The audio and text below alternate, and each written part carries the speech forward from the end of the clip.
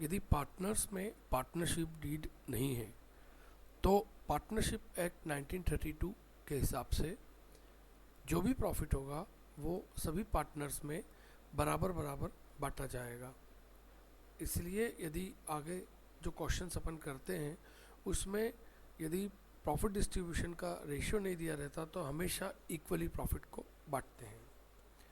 यदि किसी पार्टनर ने फर्म को लोन दिया है तो वो 6% पर एनम इंटरेस्ट पाने का हकदार है।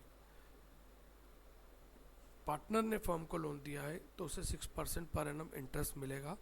फर्म ने पार्टनर को लोन दिया है तो कोई इंटरेस्ट नहीं देंगे, पार्टनर ने फर्म को दिया तभी देंगे। न तो इंटरेस्ट ऑन कैपिटल दिया जाएगा न इंटरेस्ट ऑन ड्राइंग्स लिया जाएगा।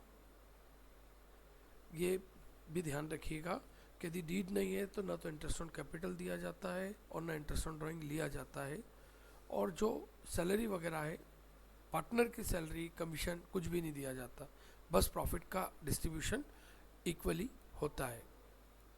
राठी सर की बुक का क्वेश्चन नंबर 15 अपन देखते हैं। A and B are partners from 1st January 2024 without the partnership agreement and they introduced capital of 4,05,000 and 4 lakh respectively। ए और बी पार्टनर हैं, उन्होंने 1 जनवरी 2024 से 4,05,000 और 4 लाख रुपए की कैपिटल से बिजनेस स्टार्ट किया। On 31st July 2024 A advance rupees 8 lakh by the way of loan to the firm without any agreement as to interest। मतलब ए ने कोई एग्रीमेंट के बिना फर्म को लोन दिया है यहाँ पर 8 लाख रुपए का, और वो भी कब दिया है? 31 जुलाई को।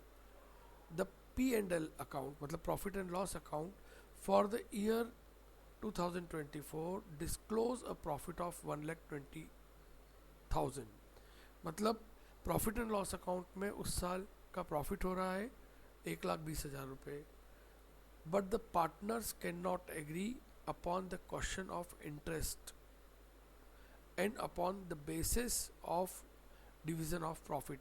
इन दोनों चीज़ों पर पार्टनर्स कोई एग्रीमेंट मतलब मान्य नहीं कर रहे हैं, मतलब दोनों नहीं मान रहे हैं इस बात पर। You are required to divide the profit between giving reason from for your method. मतलब आपको आपकी मेथड से कारण बताते हुए प्रॉफिट को बांटना है दोनों पार्टनर्स में। सबसे पहली क्या बात है, पार्टनर्स में कोई एग्रीमेंट नहीं है तो क्या रूल होता है? यदि किसी पार्टनर ने फर्म को लोन दिया है तो वो 6% पर एनम इंटरेस्ट लेता है।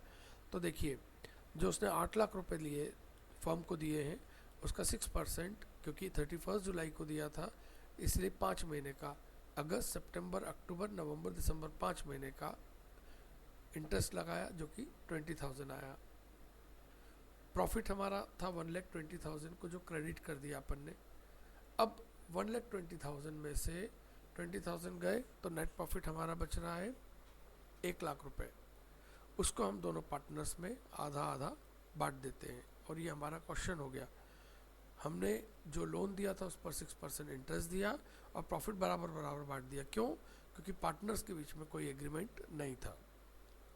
जितेंद्र व सुनील ने बिना किसी मौखिक या लिखित ठहराव के 1 जनवरी 2024 को साझेदारी व्यापार आरंभ किया। उन्होंने 80,000 रुपये और 20,000 रुपये की कैपिटल लगाई। इसके अलावा जितेंद्र ने 1 जुलाई 2024 को फर्म को 10,000 रुपये का लोन दिया।